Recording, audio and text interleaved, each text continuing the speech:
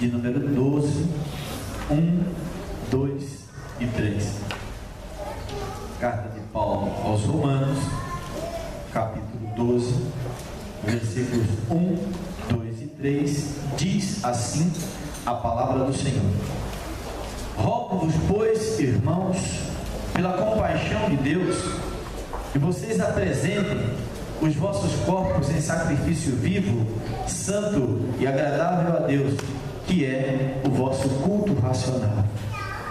O versículo 2 diz assim: E não sede conformados com este mundo, mas sede transformados pela renovação do vosso entendimento, para que experimenteis qual seja a boa, agradável e perfeita vontade de Deus.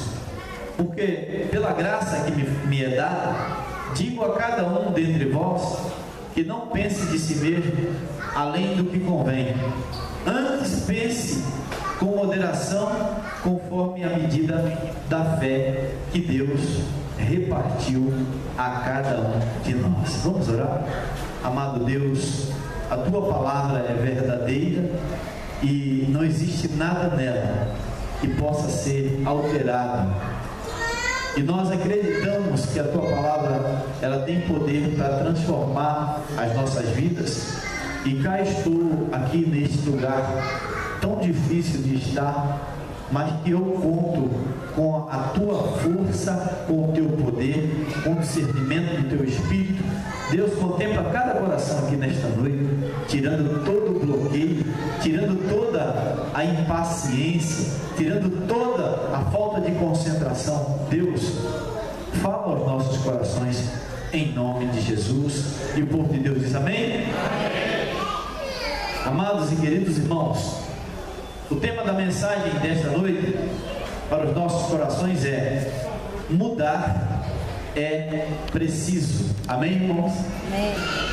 Você pode repetir comigo? Mudar é preciso. Vamos juntos agora? 1, 2, 3. Mudar é preciso. Amém? Amém. Mudar é preciso. Quando Deus não muda a situação, Ele está usando a situação para mudar você. Vamos ouvir uma glória a Deus, aleluia. Pode falar aleluia nessa igreja, viu, irmão? Amém. Diga comigo: quando Deus não muda a situação,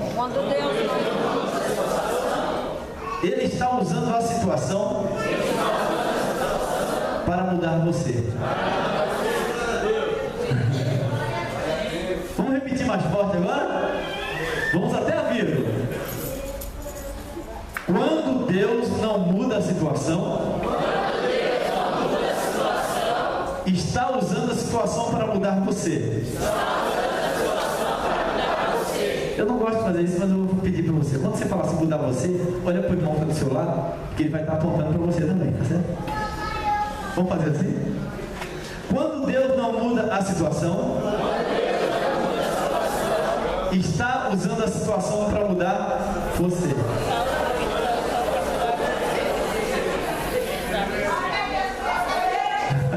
Então aplauda esse Deus, que ele é maravilhoso. Esse Deus é maravilhoso. Aleluia. Você chegou aqui agoniado porque Deus não muda a sua situação? Você chegou aqui impaciente porque Deus não muda a situação?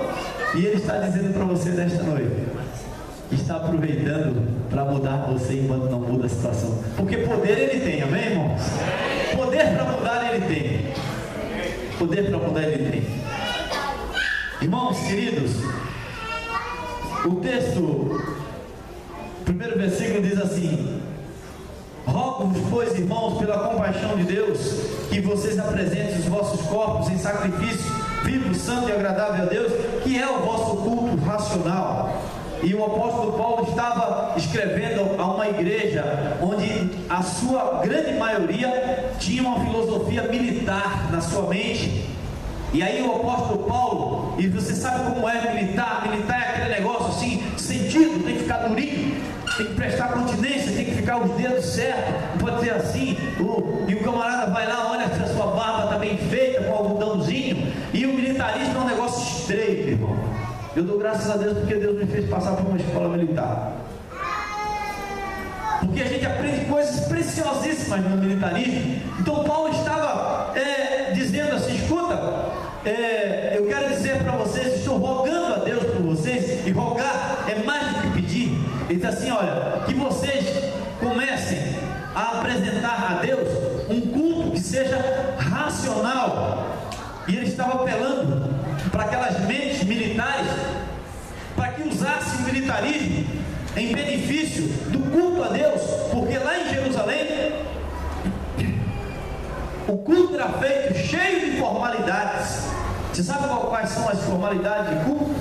Aquela coisa que você põe num papel, um andamento de culto, e aí o irmão se levanta e fala assim: pastor, eu queria dar um testemunho, e eu já fiz aqui várias vezes, e aí não, irmão, não está na hora mais de dar o testemunho, porque já passou o momento do testemunho.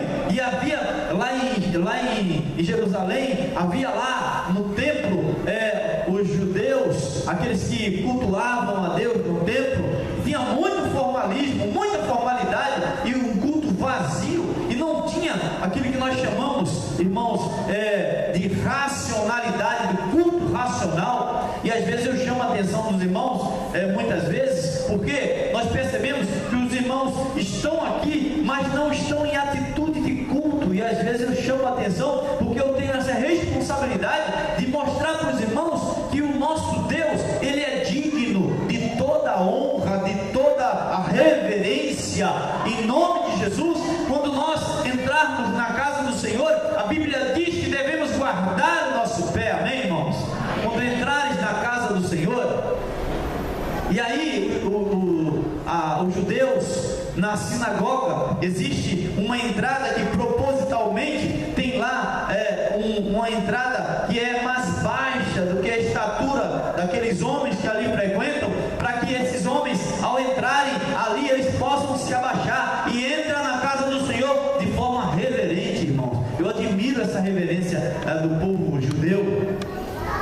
No outro momento, o escriba, quando escrevia Yahvé, ele pegava a caneta, ele trocava a caneta por um bico de ouro para escrever o nome de Deus. Que reverência, irmãos! Aleluia! E Paulo estava dizendo: escuta, vocês precisam cultuar a Deus racionalmente. Vocês precisam entender o que está sendo falado lá na frente, para que você diga amém, com consciência, assim seja. E Paulo estava tratando e trabalhando, porque, irmãos, mudar é preciso, amém, irmãos? E a mudança só vai acontecer na minha vida e na tua vida, quando nós entendermos que devemos prestar a Deus um culto que seja de ordem também racional. Um culto que você esteja neste momento, por A mais B, você está calculando, você está seguindo uma linha de raciocínio, aonde que esse pastor está querendo chegar. Já gostei da frase inicial, que falou que quando Deus não resolve o meu problema, Ele está usando o problema para resolver algumas coisas na minha e na tua vida. Aleluia! Não interfira no trabalho de Deus na vida do teu irmão. E às vezes você começa a acelerar o irmão. Vai, irmão, resolve esse negócio aí, irmão. Vai, irmão. E aí Deus, ele vai tratando e trabalhando com cada pessoa, irmãos. Ou você aqui está ouvindo essa mensagem, né? E você está tendo um entendimento, e o outro do lado de cá está tendo um outro entendimento, e o Espírito Santo vai falando nos corações. Eu só sei dizer algo para os irmãos, para que nós experimentemos da mudança que Deus nos proporciona. Nós precisamos prestar a Ele um culto que seja de ordem racional, porque a fé vem pelo ouvir, e o ouvir da palavra de Deus. E quando a fé acontece, a transformação acontece também. Eu quero prevenir aos amados irmãos, ouvintes da palavra de Deus, você que está pela internet também sendo abençoado com esta palavra, você também fica bem atento, porque existe uma síndrome que nós chamamos a síndrome da Gabriela. Eu nasci assim, eu cresci assim, eu sou sempre assim, é assim que eu sou. Gabriela e Gabriela. Eu sou assim. Você não aprendeu que eu sou assim ainda? Mudar é preciso para melhor, amém, meus irmãos? Você sabia que uma série de bênçãos estão travadas em nossas vidas porque você não dá o braço a torcer e não muda posições que desde a tua infância vem atrapalhando a tua vida, e você não muda a posição. Ah não, é assim, assim e é assim, e para variar é assim. E Deus nesta noite está dizendo para você que você precisa mudar um pouquinho para a direita, um pouquinho para a esquerda, porque a Bíblia diz: se há uma concordância aqui na terra, será ligado lá no céu, meus irmãos. Mas como vai ser ligado no céu? E quando há uma concordância aqui na terra e que é ligado lá no céu, irmãos, há uma revolução no mundo espiritual, e abre-se uma cortina e você começa a ver coisas, porque enquanto essa cortina não abre, você só vê coisa negativa. Mas o culto que você está prestando a Deus aqui é o culto espiritual, e você não consegue ver as coisas positivas, mas que em nome de Jesus a cortina celestial se abra e que você comece a ver que algumas posições, por conseguinte, são posições erradas na tua vida, precisam ser mudadas. Amém, povo de Deus? Vamos mudar as posições, vamos mudar alguns posicionamentos. Eu não abro mão disso aqui, mas de jeito maneira. Eu nasci assim, eu cresci assim, eu sou sempre assim, e lá vai aquela mesmice. Você sente que algo precisa dar uma impactada na tua vida, e só impactar a tua vida, irmãos, e você fica pensando assim: o que vai acontecer? Mas só quem tem poder para fazer isso na vida do ser humano é a palavra de Deus, que chega e dá um tranco e a gente muda de posição. Amém, meus irmãos? E essa é a palavra que Deus tem no teu coração nesta noite. Já li esse livro e toda vez que eu paro para ler, eu acabo lendo ele novamente. Quem mexeu no meu queijo? Esse livro não é de cunho cristão, é um livro secular, mas ele fala de você que é resistente a mudanças. Sabe que quando a gente se agarra com aquilo, não vou mudar. E a palavra do Senhor, ela nos fala que para nós resolvermos algumas questões na nossa vida, precisamos estar abertos às mudanças que Deus quer produzir em nossas vidas. Amém, meus irmãos? E é assim que Deus faz. Na formalidade daquele culto, era sempre a mesma coisa, tudo igual, era sinônimo. Só que quando o culto é racional, nós começamos, é um prenúncio de novas posições que Deus nos proporciona. E o texto do capítulo 12, do versículo de número 2, diz assim: e não sede conformados com este mundo, mas sede transformados pela renovação do vosso entendimento, para que vocês experimentem qual seja a boa, agradável e perfeita vontade de Deus. Eu prefiro ser essa metamorfose ambulante do que ter aquela velha opinião formada sobre tudo. Assim escreveu um poeta popular chamado Raul Seixas, se referindo à vida que os cristãos levam. Já repeti esse texto aqui muitas vezes, mas ele se referia aos cristãos, né? Certa música ele diz assim, que não seria tirar a onda de herói, que ele não queria ser como Cristo pendurado numa cruz. E ele, com essa letra de música, ele estava dizendo que Jesus estava tirando onda de herói. Ele não estava tirando onda de herói, ele estava salvando a humanidade. Aleluia! E nós exaltamos e glorificamos o nome do Senhor.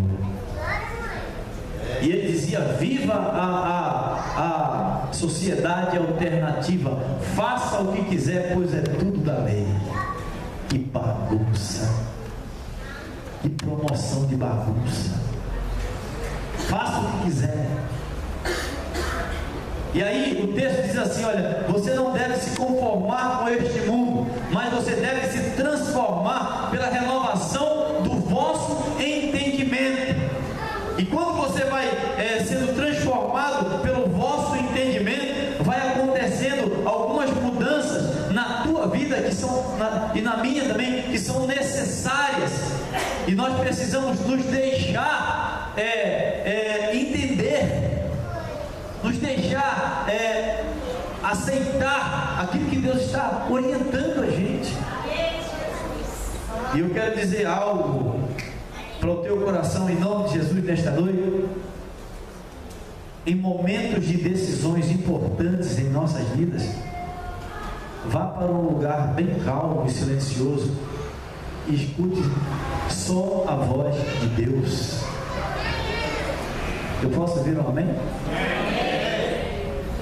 Existem muitas vozes falando no ouvido das pessoas, falando, e você consulta A, consulta B, consulta C, consulta o alfabeto inteiro, mas aquele homem chamado Elias, ele ouviu um barulho, um trovão, ouviu um raio, ouviu um fogo, mas a Bíblia diz que ele ouviu um silêncio, um sício, algo muito calmo. E aí ele disse assim: eu estou ouvindo Deus nesse silêncio, porque havia muito barulho estranho, e nós precisamos aprender a mandar o barulho cessar, para que nós possamos ouvir a voz de Deus, porque é esta voz que nos conduz em triunfo. Amém, meus irmãos? Esta voz. E quando nós escutamos essa voz, nós começamos a ser transformados pelo poder de Deus. Nós começamos a ser transformados. O versículo de número 3 diz assim: porque pela graça que me é dada, olha aí, pessoalmente, digo a cada um dentre vós que não pense de si mesmo além do que convém, antes pense com moderação, conforme a medida da fé que Deus repartiu a cada um. Irmãos, nós precisamos entender e devemos nos prevenir, porque tem gente querendo mudar com a fé dos outros. É impossível mudar com a fé dos outros. Isso significa dizer que é no teu ritmo. E a Bíblia diz assim, queridos irmãos, que nós devemos acolher com amor e com paciência aqueles que são fracos na fé. Ele está dizendo assim: não queira mudar com a fé dos outros. Você tem que mudar à medida da tua fé. E alguém diz assim: não pega a minha fé para você ir muito rápido, mais rápido. Saul disse para Davi: põe aí essa minha fé, este colete, que é um colete assim que vai te ajudar. Você vai conseguir chegar lá no seu intento mais rápido. Aceita a minha fé, porque a sua fé, Davi, está muito pequena, ou seja, você não vai conseguir este intento. Então põe a minha armadura. E Davi falou para aquele rei, disse assim: eu não consigo andar com a tua fé, eu vou andar com a minha. Aleluia. Eu não vou andar com a sua fé, nem você vai andar com a minha, porque a Bíblia acabou de nos dizer que é conforme ele distribui a cada um. Amém, meus irmãos? Mas mudar é preciso. Haveremos de mudar. Precisamos de mudar. Mudar é preciso. Haveremos de mudar. E nós olhamos para a vida de algumas pessoas 10 anos atrás. Era aquela mesma coisa. 15 anos lá atrás, olha para ele, a mesma coisa. Não vos conformeis com este século, mas vá sendo renovados pela renovação da palavra, pela renovação do Espírito, pela renovação do conhecimento. E aí você vai crescendo espiritualmente. E aí você vai inverter a síndrome de Gabriela. Eu nasci assim, mas eu não vou ser sempre assim. Amém, irmão? Sabe o que deve permanecer na tua vida para sempre, eternamente? Amém? O teu caráter diante de Deus. As coisas boas do teu caráter devem permanecer. Mas o que tiver de desvio de caráter tem que mudar, em nome de Jesus. Amém, meus irmãos? E em nome de tudo isso, nós temos um exemplo maior, chamado Jesus Cristo. Porque a Bíblia havia prometido que haveria de nascer um que esmagaria a cabeça da serpente, e o profeta Isaías falou, e outros profetas falaram. O Antigo Testamento parece mais um evangelho prévio, falando de que haveria de chegar um, que o governo estaria sobre os seus ombros, o seu nome seria maravilhoso, Conselheiro, Pai da eternidade, Príncipe da paz, e ele é o Cordeiro de Deus que tiraria o pecado do mundo.